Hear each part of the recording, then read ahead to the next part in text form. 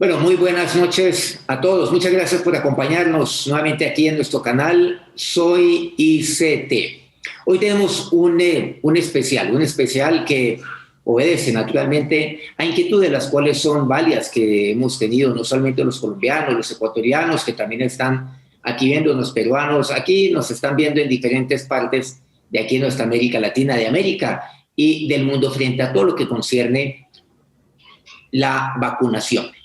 En diferentes países del mundo ya han iniciado estas jornadas de vacunación, por supuesto aquí en nuestro continente y aquí en América Latina ya llevamos algo así como más de 10 países que ya han iniciado esta jornada de vacunación. Colombia pues ha anunciado por medio de su órgano gubernamental que iniciará esta jornada ahora, este sábado que viene, este 20 de febrero. Sé que en algunos países pues ya se ha iniciado, aquellos que nos están viendo, pero las inquietudes subsisten. Para eso, y para dilucidar estas inquietudes y muchas otras que seguramente aquí tenemos, nos acompaña en esta noche el doctor Ignacio Sarante. El doctor Sarante, él es médico genetista, tiene una maestría en biología y tiene un doctorado en genética. Además, es el presidente de la Asociación Colombiana de Médicos Genetistas. Es profesor del Instituto de Genética Humana de la Universidad Javeriana, de aquí de Colombia. Y entre otras responsabilidades y cargos, él es asesor de la Secretaría de Salud de aquí, de nuestra capital, donde me encuentro aquí en Bogotá, en niños con defectos congénitos y enfermedades huérfanas. Con las muy buenas noches, doctor Sarante, agradeciéndole de verdad su valioso tiempo, sobre todo sus luces, el cual nos pueda, pues el día de hoy, conceder esta entrevista. Muy buenas noches, doctor Sarante. Inicio con una pregunta que es básica, por donde debemos iniciar. ¿Qué es una vacuna? Bueno, buenas noches. Primero, agradecer por la invitación. Es un placer estar aquí charlando sobre este tema, que es un tema de actualidad, pero además es un tema muy interesante para todos y esperamos que todos los que están viendo este programa pues se lleven un muy buen mensaje y que den mucha claridad. Las vacunas son un invento de los seres humanos que son muy interesantes, y es que cuando nos ataca un microorganismo, sea un parásito, una bacteria, un virus, nosotros nos defendemos con el sistema inmune, pero en algunas ocasiones ese microorganismo supera ese sistema inmune y termina haciéndonos mucho daño, inclusive llevándonos a la muerte. Todos los microorganismos generan una respuesta inmune en nosotros, pero esa respuesta puede demorarse 5, 8 días. Creo que el mejor recuerdo que todos tenemos son las gripas. A todos nos dan 1 o 2 gripas al año y básicamente uno le dura la gripa unos 8 días. Hasta que el sistema inmune se logra defender y acabamos con ese virus o con esa bacteria. En algunas ocasiones, entonces lo que se inventaron los científicos con las vacunas es que yo le aplico ese microorganismo antes de que le dé la infección, el sistema inmune cree que lo acaban de infectar, él genera la respuesta y por lo tanto cuando ya vuelva otra vez ese virus a infectarme, yo ya me voy a poder defender de él. Entonces, una vacuna es una estrategia de prevención de las infecciones porque hacen que mi sistema inmune esté preparado para que cuando éstas lleguen, yo me pueda defender rápidamente y no me pase nada. ¿Qué tipo de vacunas hay? Las vacunas que primero conocimos era tomar el microorganismo e inyectárselo a la persona, pero eso tiene cierto peligro porque me puede dar una infección grave. Sin embargo, empezamos a progresar y lo que hicieron fue tomar el microorganismo e inactivarlo o matarlo.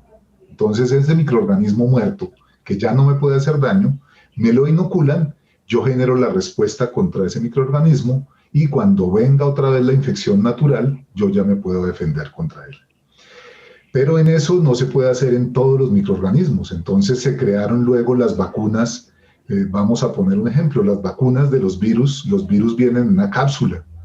En lugar entonces de yo ponerle el virus a la persona, yo parto la cápsula en pedacitos y le inyecto los pedacitos de la cápsula.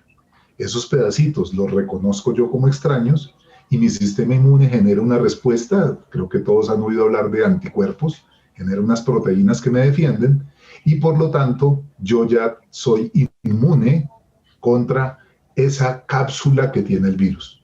Cuando el virus vuelva, yo ya tengo los anticuerpos y no los dejo entrar. Esas son las dos típicas vacunas que se han venido manejando desde hace tiempos. Actualmente para el COVID-19 también tenemos esos dos tipos de vacunas, pero acaban de surgir otras estrategias que son muy interesantes y seguramente vamos a hablar ahora en mayor profundidad.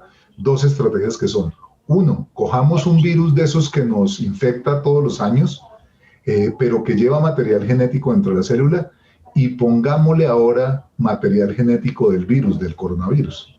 Y él va a ser algo muy parecido a generar una respuesta inmune. Y las últimas, que son las más modernas, ese fragmento de información genética no lo ponemos dentro de un virus, sino que lo ponemos en una burbuja de grasa muy, muy pequeñita.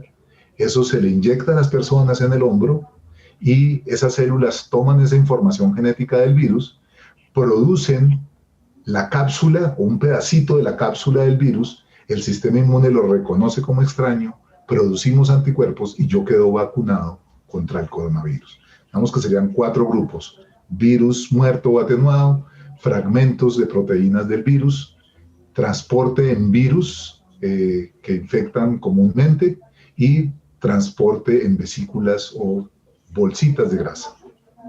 O sea, en eso, todo este tema de las vacunas, la vacunación, ha venido avanzando, ha tenido unos avances importantes desde el punto de vista científico. Aquí hay una inquietud, doctor Sarante. ¿Por qué? Porque muchos hoy dicen, porque bueno, esto circula por todos lados, inclusive sorprende el cual, por ejemplo, algunos médicos clínicos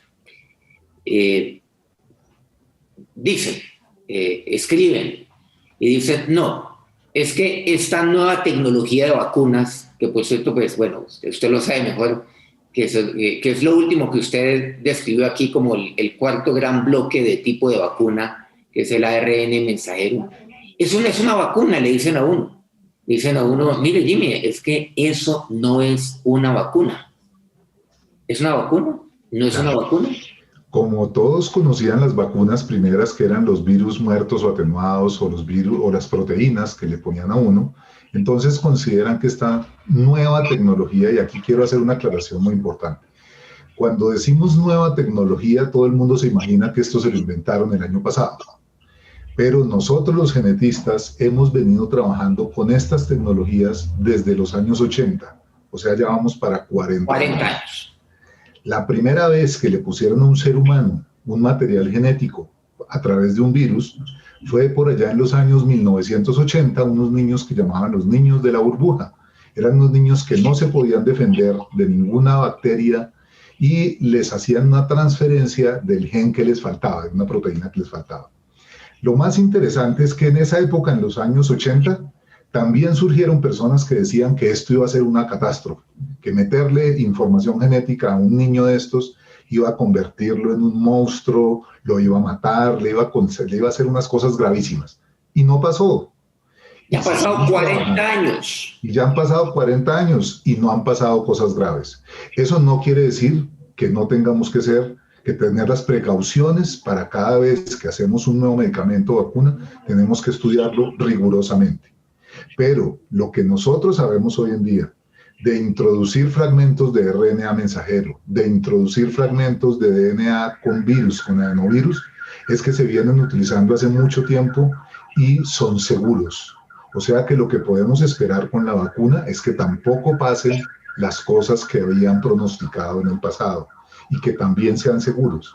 Vuelvo e insisto, el proceso de investigación y de seguridad hay que hacerlo para todos los medicamentos nuevos. Pero tenemos en nuestra historia muy claro que las cosas han venido funcionando muy bien. Así que eso también nos da muchísima tranquilidad.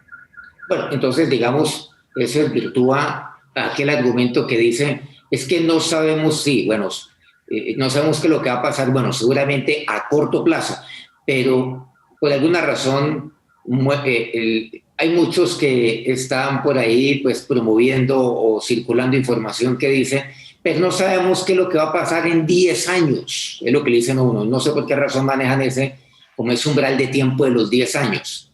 Pero ahorita que han pasado 40 años, entonces esto desvirtúa totalmente el que no sabemos qué va a pasar naturalmente en 10 años, cuando ya han pasado 4 décadas, claro, en el entendido que en la medida en la cual va avanzando la tecnología en cuanto a vacunación concerne, obviamente que la ciencia va a seguir muy, muy de cerca, muy celosamente el desenvolvimiento, actualmente de todo lo que involucra estas vacunas. Entonces, podríamos decir que sin duda alguna, esta es una vacuna, de acuerdo a la definición que usted inicialmente nos dio. Por eso, a eso obedece la pregunta inicial, digamos, la pregunta como punto de partida. ¿Qué es una vacuna? Yo no sé, yo lo veo desde el punto de vista un poco, digamos, un poco automovilístico. Es como decir hoy en día que un carro eléctrico no es carro porque no utiliza gasolina. Exactamente. Algo así. Es un muy buen ejemplo. En general, los humanos somos resistentes al cambio. Correcto. Y cuando los humanos utilizamos una tecnología, nos duele mucho que no la cambien. Pero, pues nada, hay que empezar a utilizar nuevas tecnologías con todo el cuidado posible, teniendo todas las precauciones. Pero realmente han dado muy buenos resultados. Que se usen ahora como vacunas, porque antes no se utilizaban de esa manera. Antes se utilizaban para que cuando una persona tiene una enfermedad genética, le faltaba una proteína, le faltaba una sustancia, ese material genético se la generaba y esa persona en teoría queda curada. Y así la estamos utilizando para muchas enfermedades. Ahora pensaron, bueno, ¿y por qué no la podemos utilizar como vacuna generando las proteínas de ese virus, de la cápsula del virus? Y ha venido funcionando muy bien. ¿Cuál tecnología es mejor, doctor? La respuesta no se puede dar en este momento, porque solamente después de que pase un tiempo, unos años, sabremos realmente cuál ha sido la mejor tecnología respecto a las ventajas o desventajas que puedan tener. Entonces, miremos algunas cosas. ¿Es mejor porque se hace más rápido? Serían las más rápidas de hacer, son las de RNA. Ustedes ven claramente que Pfizer y Moderna fueron los primeros en sacar una vacuna que era efectiva y segura.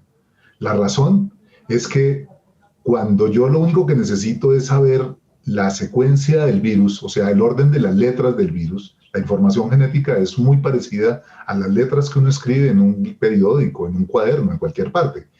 O sea que cuando uno se entera de la secuencia del virus, del orden de las letras del virus, ya puede hacer la vacuna. O sea que es muy rápido. China publicó la secuencia e inmediatamente los laboratorios arrancaron a hacer la vacuna.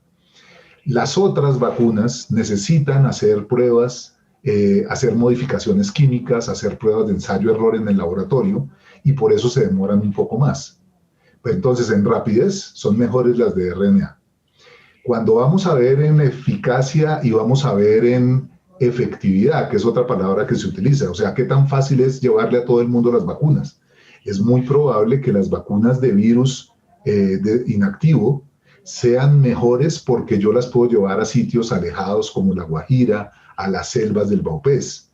O sea que son mejores en cuanto a que el transporte y el precio pueden ser más baratas.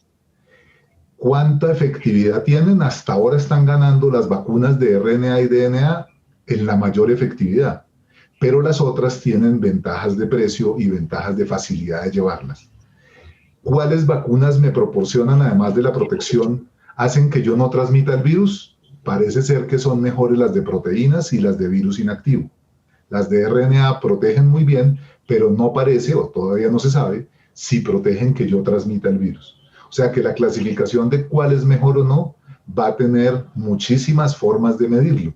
Lo interesante, y que lo estamos haciendo en Colombia, es que estamos comprando de todas las vacunas y por lo tanto uno utilizará las mejores para cada población.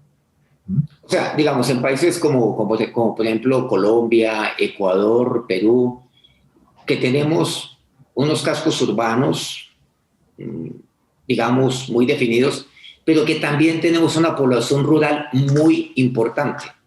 Sectores rurales muy lejanos, digamos que es importante y que es inteligente tener las diferentes alternativas de vacunas que hoy están disponibles en el mundo. Claro que sí. Cuando yo tengo la de Pfizer a -70, necesito vacunar poblaciones muy cercanas a los ultracongeladores, pero cuando tengo las otras a temperatura de nevera, esas las puedo llevar perfectamente lejos. Así que esa estrategia de tener diferentes posibilidades es muy interesante para países como los nuestros. Doctor, hay mucha inquietud por parte de aquellas mujeres embarazadas. ¿Es seguro vacunarme, dice una mujer en este estado, si estoy embarazada? ¿Podría producirse algún tipo de mutación o interrupción en el embarazo? Bueno, ese es uno de los temas que nosotros más trabajamos en nuestro grupo. El daño de un bebé a través de poner un medicamento, una vacuna, puede darse. Exponer en cualquier vacuna. En cualquier vacuna o medicamento, exactamente. Okay. Hoy tenemos un consenso. Exponer a una mujer a un riesgo innecesario, de que está una mujer embarazada, un riesgo innecesario, no se debe hacer. Por lo tanto, la sugerencia actual es no vacunar mujeres embarazadas porque no sabemos cuál es el impacto que pueden tener en estos bebés. Ahora, ese sería, digamos, el gran criterio. Así que la sugerencia es, si está embarazada, espérese a que nazca su bebé y ya miraremos si la vacunamos. Pero empezamos a tener otras consideraciones. Sabemos que en el tercer trimestre, en los últimos meses en general, ya no se produce ningún daño en el bebé porque el bebé ya está completamente desarrollado. Muy seguramente los estudios en embarazadas van a empezar por allí. Y hay otra cosa interesante para Latinoamérica, y es que las mujeres latinoamericanas son las que menos tienen control de su fecha de última menstruación. Por alguna razón que debe ser cultural, no saben bien cuál es su última fecha y quedan a veces inadvertidamente embarazadas. Entonces, en estas vacunaciones masivas, y nos ha pasado con otros estudios de otras vacunas como el VPH, se les dice a las mujeres, por favor no se embarace o no se vacune embarazada, pero algunas no saben que están embarazadas. Entonces, eso en general va a empezar a suceder y ahí vamos a tener un primer estudio de qué puede suceder en las mujeres embarazadas. Pero ahora le digo, la parte teórica, lo que sabemos de lo que ha sucedido en el pasado, no debe tener ningún efecto dañino en el feto, no debe generarle mutaciones, no debe generarle ningún daño, pero eso es teórico. Necesitamos hacer los estudios para estar seguros de que esto sí se puede aplicar a una mujer embarazada. Pero en principio yo le diría que hay bastante margen de seguridad teórico. Ahora hay que hacer los estudios necesarios para saber si es así. Doctor Sarante, ¿por qué el uso de las vacunas contra el COVID-19 no se ha aprobado no se han aprobado para la población pediátrica? Porque estamos hablando en algunos países de que se van a vacunar desde 16 años para arriba o 18 años hacia arriba. Eso tiene que ver con varios factores. Uno de ellos es la rapidez con que nos tocaba hacer esta vacuna y cuál es la población en riesgo. La población en riesgo, definitivamente, las que más riesgo tienen de fallecer o de tener un cuadro grave son los de personas de más años. O sea que los que más teníamos que proteger era de 16 años hacia arriba. Ahora, cuando usted hace un experimento que llamamos fase 3, es posible que los oyentes lo hayan oído, que es cuando yo tengo que ya probar la vacuna en 10.000 o 20.000 personas, es mucho más fácil hacer todo este proceso en adultos, porque en niños tengo que ser mucho más cuidadoso. Tengo que ser éticamente, tengo que tener mucha claridad, tengo que pedirle el consentimiento a los padres, tengo que haberla aprobado de muchas otras formas, o sea que el trabajo con niños es mucho más dispendioso porque no queremos arriesgar a los niños. Entonces, por eso los laboratorios hicieron todos sus experimentos en adultos y ahora, ya que terminaron esos experimentos, están iniciando los experimentos en niños. Muy probablemente ya hay algunos avanzados, muy probablemente también vaya a ser segura y eficaces en niños, pero la máxima que trabajamos en ciencia es: yo no aplico nada masivamente que no tenga las pruebas suficientes de saber que es seguro y que es eficiente. Pero en el futuro yo creo que vamos a ver también la vacunación en niños y no debe generar ningún problema. Pero hoy en día, doctor, se habla mucho acerca de las reinfecciones. La pregunta es, después de que una persona desarrolla la inmunidad natural, o sea, la que se desarrolla de una persona que ya tuvo la infección, o la inmunidad pues, adquirida pues, a través de la vacuna, ¿es posible volverse a contagiar por el virus? Hay reinfecciones demostradas. Aquí quiero hacer un paréntesis, y es, fíjese, cuando vemos las cosas que pasan en redes, cuando vemos las cosas que nos mandan por WhatsApp, Son casos que probablemente son ciertos, muchos de ellos son mentira. Son casos que probablemente son ciertos, pero son los casos raros.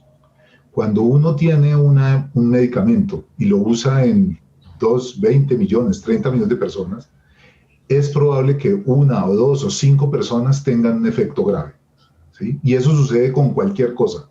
Claro, la gente lo que hace es tomar esos graves y ponerlos en las redes y decir, miren lo grave que es ponerse la vacuna. Cuando uno va a hacer la medición, esto sucede, por ejemplo, en las mediciones con alergia, en 2 o 3 personas de cada 100.000 que se vacunan. Y las reacciones son leves. Y se pueden manejar si uno se queda un rato después de que se ponga la vacuna, se espera, y si no le da nada, ya es muy poco probable que le produzca algo. Entonces, es un llamado a que por favor no compartan los casos llamativos, que van a existir, por supuesto, pero esos casos son de muy poca frecuencia. A la mayoría de personas, cuando se infectan, no se reinfectan, cuando no se vuelven a infectar. A las personas que se les pone la vacuna, la mayoría no se van a infectar. Existirán algunos casos que publicarán en los journals internacionales mostrando lo raro que es, pero eso es lo poco frecuente. Entonces, la seguridad no se mide con que 0 personas les pasa algo. La seguridad se mide es 1 por 100.000, 1 por 50.000. Y cuando sabemos que eso puede pasar, tomamos las medidas que debemos tomar para proteger a la población. Entonces, por favor, no llevarse la idea de que los casos extremos es lo frecuente cuando es totalmente lo contrario. Eso es como decir, aquí, digamos, escuchándolo a usted, es como decir que, bueno, digamos, aquellos que nos gusta las raíces, o en algunos lugares, el maní, como decimos aquí en Colombia, que comemos maní en todas sus formas. Sin embargo, hay personas que son alérgicas al maní. Eso no quiere decir de que el maní sea malo. Exactamente. Que el maní pues, sea condenable y que debemos desaparecer el maní pues, de la faz de la tierra. Porque hay personas que tienen reacción alérgica, según entiendo, al maní, ¿no? Por supuesto, pero son muy pocas personas. Y si las reconocemos, pues tomamos las medidas de protegerlos contra el maní. O algunos, por ejemplo, con los gatos. Hay gente que adora a sus gatos y son alérgicos a los gatos. Bueno, toma medidas para que protegerse de eso. Y entonces utiliza también antialérgicos. O sea, hay diferentes medidas que se pueden utilizar. Pero esas son las cosas raras. Lo normal, lo que estamos viendo es que las vacunas son muy seguras, no causan efectos adversos graves y si se manejan bien, vamos a lograr realmente salir de la pandemia como una estrategia complementaria, que es muy importante tenerlo claro. Las vacunas solas no nos sacan de esto, necesitamos llevar todas las estrategias que hemos venido llevando con el tema de bioseguridad. Doctor, hay una pregunta que tengo que formular. Mucha gente dice, bueno, pero si hay vacunas que han tardado tantos años en desarrollarse y esta tan solo lleva 1 año. Bueno, usted respondió ya parcialmente esta pregunta, pero esta tan solo tiene 1 año. Esta fue desarrollada con un afán, con una rapidez increíble y por lo tanto, pues, ¿cómo podemos confiar en ella? Claro, creo que ese es uno de los memes que más circulan, es queremos la vacuna. ¿Cuándo? Ya la queremos. Ya está la vacuna, ahora no la pongamos porque va muy rápido. Bueno, entonces, ahí hay 2 puntos importantes de entender. Cuando yo genero una vacuna o genero un medicamento, yo tengo que pasar por una serie de pasos. Esos pasos tienen un tiempo. Cuando yo tengo mucho dinero, tengo muchos recursos y yo puedo tener, generalmente primero se hacen en cultivos celulares. Entonces tengo una incubadora y yo hago un cultivo. Si yo para generar mis experimentos necesito hacer 200 cultivos y hago 1 al día, me voy a demorar 200 días. Pero si yo tengo muchos recursos, que fue lo que sucedió acá, que los países desarrollados y los laboratorios pusieron miles de millones de dólares, yo en lugar de hacer eso en 200 días, yo los hago los 200 el primer día. Y por lo tanto eso se acorta. Fíjese que no estoy acortando el experimento, estoy haciendo los experimentos en un tiempo menor porque tengo todas las incubadoras y todos los medios de cultivo. Cuando salimos del laboratorio y llegamos luego a animales de experimentación y vamos a llegar a humanos, Allí yo tengo que pedir unos permisos en los órganos reguladores, en los comités de ética, que generalmente se demoran meses e inclusive años. Por lo tanto, ¿qué fue lo que sucedió allí? Que se pidió un fast track, se pidió eso pasa además en el Senado, pasa en todas partes. Yo pido una declaración de urgencia. Esto no puede llevar el proceso normal, sino que necesitamos que aprueben esto en el comité de ética con mayor rapidez. Eso no quiere decir que lo estén aprobando estudiándolo menos, sino lo que hacen es meterlo de primero en la fila. Es otra cosa muy diferente. ¿Sí? Entonces, la parte burocrática de permisos se logró mucho más rápido porque se solicitó como de urgencia. Y ahora viene el problema más demorado, que es hacerlos fase 3. Necesito 20.000 personas para inocularles a la mitad la vacuna y a la mitad un placebo, una cosa que no es vacuna, para que en 3 meses yo sepa si eso funcionó o no. Imagínense ustedes conseguirse 20.000 hipertensos para darles a uno un medicamento nuevo y un placebo. Me tengo que ir a 200 hospitales y me consigo por ahí 5 hipertensos al día que convenzo para que se metan al proyecto. Entonces, cada individuo se demora 3 meses en su proceso, cuando inicia, y le mido a los 3 meses cómo le fue. Pero para yo conseguir 20.000, me demoro 5 meses, 8 meses, 12 meses. Por lo tanto, me demoraré 12 meses más 3, me demoraré 15 meses haciendo todo mi experimento. Pero cuando tengo recursos casi ilimitados como en este momento, yo puedo conseguir 20.000 personas en un mes. Y por lo tanto, mi experimento durará solo 4 meses. Yo con cada persona no me demoré menos. O sea, yo probé que era seguro en esos 3 meses en cada persona, pero me demoré mucho menos recolectando esa muestra de 20.000 personas. Y allí hay otra aceleración descomunal en todos estos procesos. Entonces, es muy importante hacer entender que el proceso general se demoró mucho menos, pero que los procesos que evaluaban seguridad y eficacia se demoraron lo que debía ser en cada individuo. Entonces, esto lo que fue una inyección de recursos como nunca se había visto en el mundo. Investigadores trabajando como nunca se había visto en el mundo, laboratorios puestos a producir estas vacunas masivamente. Entonces, allí tenemos que dar el mensaje. Acortamos todos los procesos. Es lo mismo que cuando yo pido una pizza, entonces si la pido un domingo a la 1 de la tarde, se me va a demorar 3 horas porque hay otros 100 personas que pidieron pizzas ahora. Pero si yo la pido a las 11:30 de la mañana, me la traen a los 15 minutos, porque la mía es la primera. Entonces, y es la misma pizza. Y es la misma, porque se me demoraron cociéndola lo mismo. El mismo tiempo. Igual.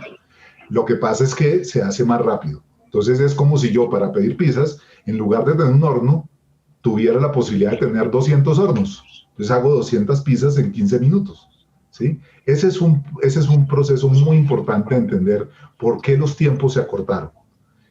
Claro, ahora, ¿los riesgos a largo plazo se pueden medir? No, nos tocará esperar que vaya pasando el tiempo para saber qué riesgo.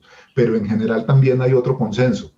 Mientras más pasa el tiempo, menos probable es que aparezcan cosas graves. Las cosas graves en su mayoría aparecen tempranamente, como las reacciones alérgicas que hacen algunos pacientes. Así que digamos que en eso también es muy importante tranquilizar a la población que aunque el proceso fue más corto, no se acortó la medida de seguridad y eficacia.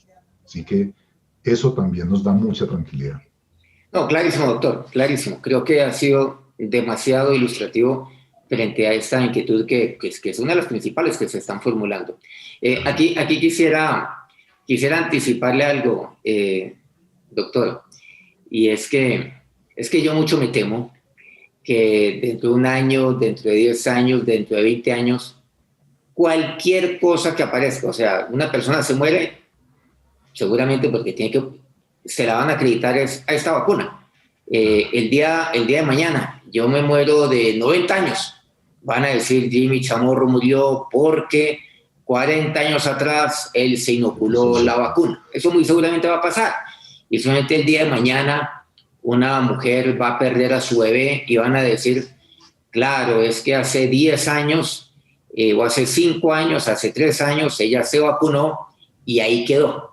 Ahí está, perdió al bebé. Lamentablemente creo que todas todas las desgracias que ocurran de aquí en adelante, pues seguramente se la van a acreditar a esta vacuna. Claro, pero van a ser anecdóticos y ahí, digamos, es mi trabajo, yo me dedico casi que a eso. ¿Cómo hacemos para saber si fue la vacuna o no? Hay unos métodos para hacerlo. Entonces, por ejemplo, nosotros, cuando vino la epidemia del Zika, que causaba daños en los bebés de microcefalia, nosotros eso lo encontramos porque sabíamos cuántos bebés nacían con microcefalia todos los meses aquí en Bogotá. O sea que la microcefalia era rara, nacían 3 o 4 bebés con microcefalia toda la vida, y en este momento aparecieron 15, 20 bebés con microcefalia. Eso quiere decir que aumentó.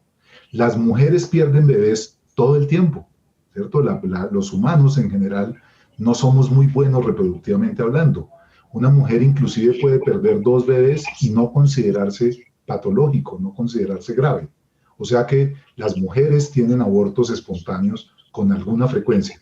Luego, lo que yo tengo que saber es que si después de que pongo la vacuna, si el porcentaje de abortos espontáneos era del 1%, después de la vacuna sube al 18, al 15, al 10%, eso podría ser una prueba de que está relacionado. Pero claro, los medios de comunicación y las redes van a mostrar la señora que tuvo la pérdida, pues no están comprobando causa-efecto, sino están encontrando un caso anecdótico para tratar de reforzar sus teorías conspirativas, básicamente. Doctor, si yo ya tuve la infección por COVID y me recuperé, ¿debo vacunarme de todas maneras? Es una posibilidad, es una pregunta que no tenemos el tiempo suficiente para responderla. Los indicios de las últimas publicaciones nos están diciendo que por lo menos la inmunidad dura 6 meses.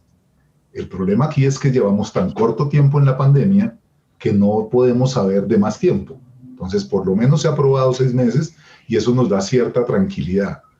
Es probable que los anticuerpos empiecen a descender. Lo que encontramos en las últimas pruebas es que podría ser posible que personas que se infectaron por primera vez reciban una dosis de las vacunas que son dobles. Y eso hace que el sistema inmune se reactive y ya yo me mantenga vacunado. Pero esa es una pregunta que solo nos responderemos con el paso del tiempo.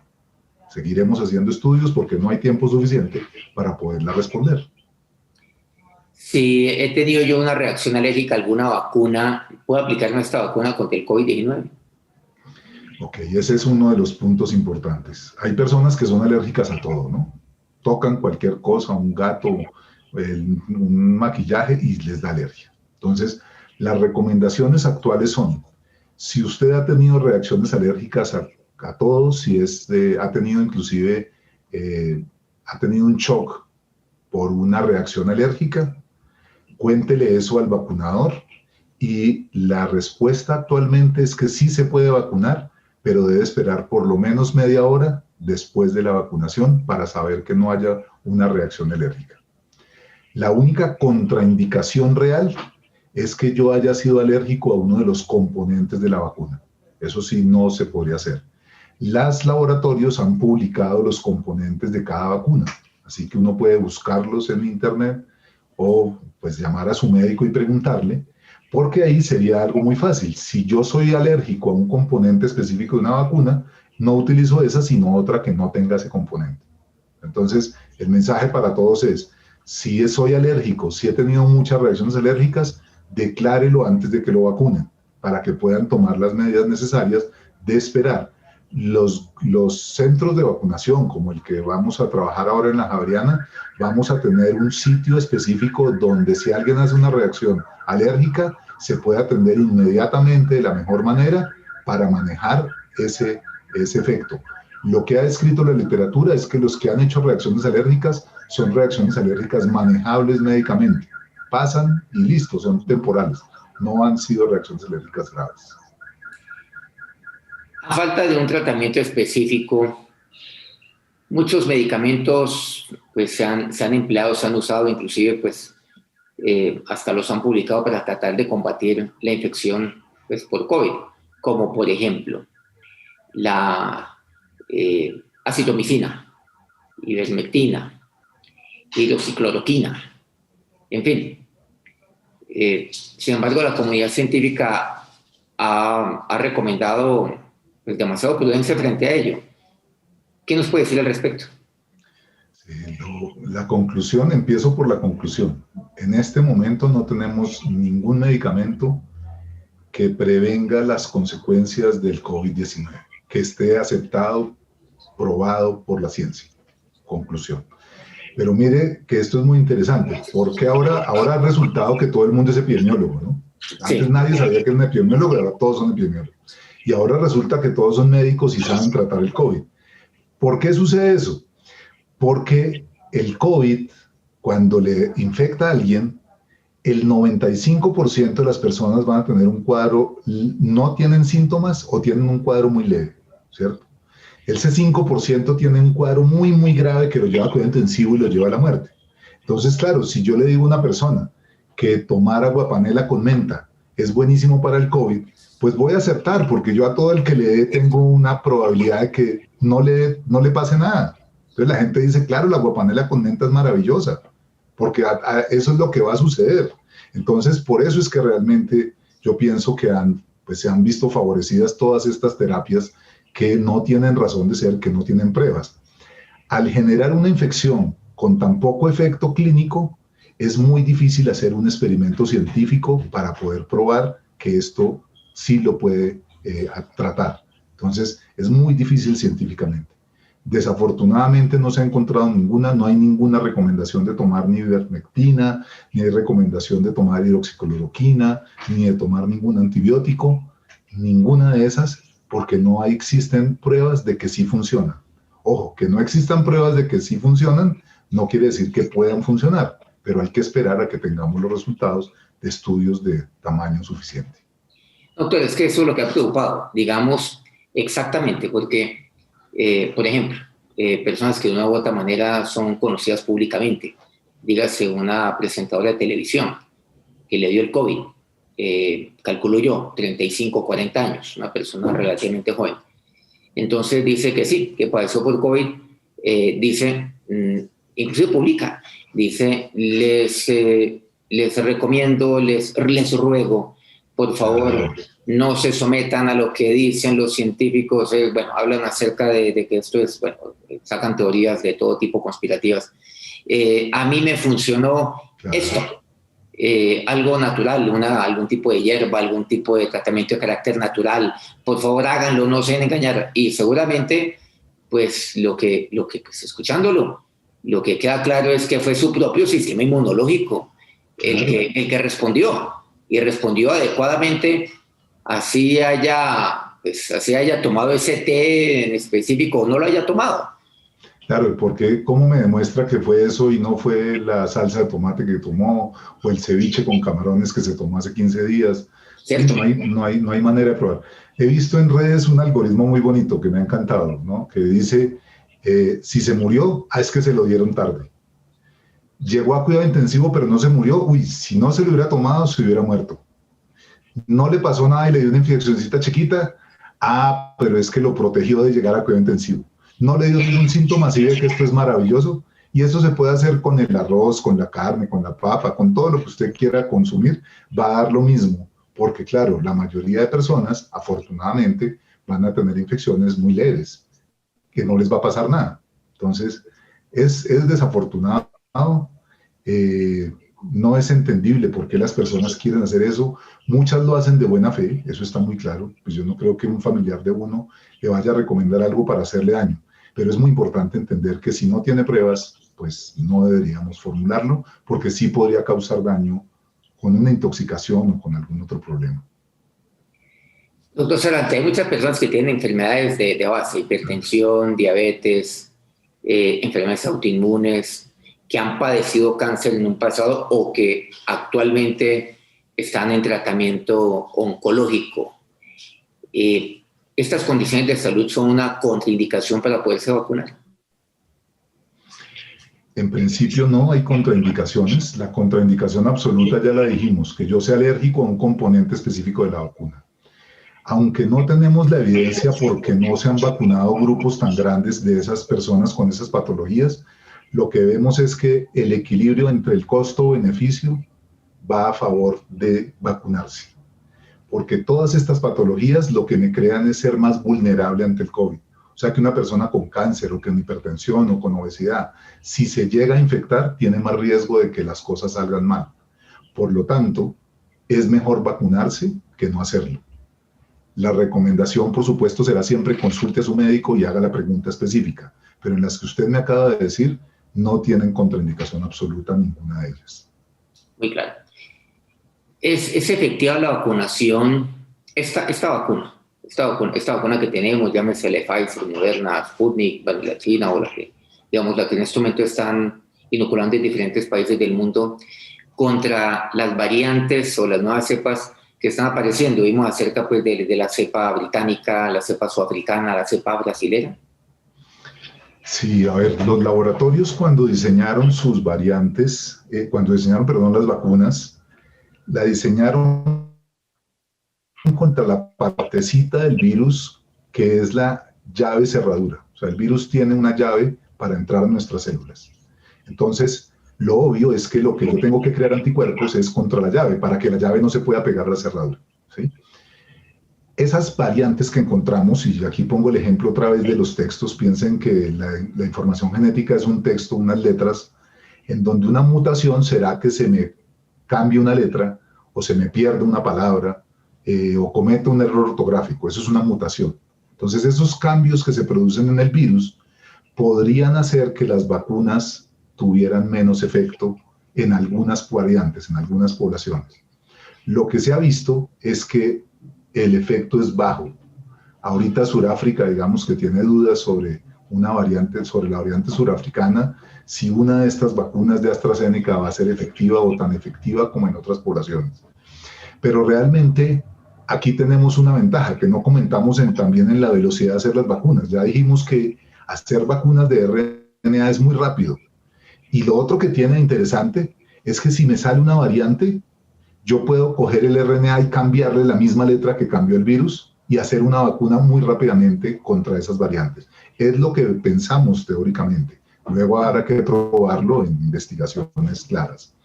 Pero yo pensaría, con lo que sabemos de los virus y la biología molecular de los virus, en general las vacunas podrían bajar su efectividad, pero no caerse tanto como para no ponerlas.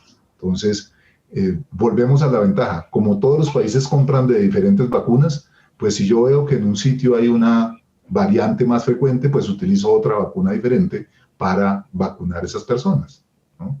Habrá que seguir haciendo trabajos. Doctor Sarante, estamos infinitamente agradecidos con usted por sus luces. Gracias por todo su valioso tiempo, por ilustrarnos acerca de todo esto que corresponde a la vacunación. Hay varios países que nos están viendo en este momento, pues ya ha iniciado la vacunación hace relativamente poco. Colombia, vamos a iniciarlo ahora este sábado 20 de febrero. Doctor Sarante, médico genetista, maestro en biología, doctorado en genética, presidente de la Asociación Colombiana de Médicos Genetistas. Muchas gracias por acompañarnos en esta noche. Ha sido un placer conversar aquí. Por favor, mantengan sus medidas de tapabocas, lavado de manos, distancia física y vacúnense porque de esta salimos con todas estas medidas. Muchas gracias por la invitación. Y así será, doctor Sarante. Bueno, y a todos ustedes aquí en nuestro canal Soy ICETE, muchas gracias por acompañarnos nuevamente en este especial de suma importancia aquí en nuestro canal Soy ICETE. Nos vemos a las 9. A las 9 tenemos nuestro programa Abre los Cielos. Aquí los espero.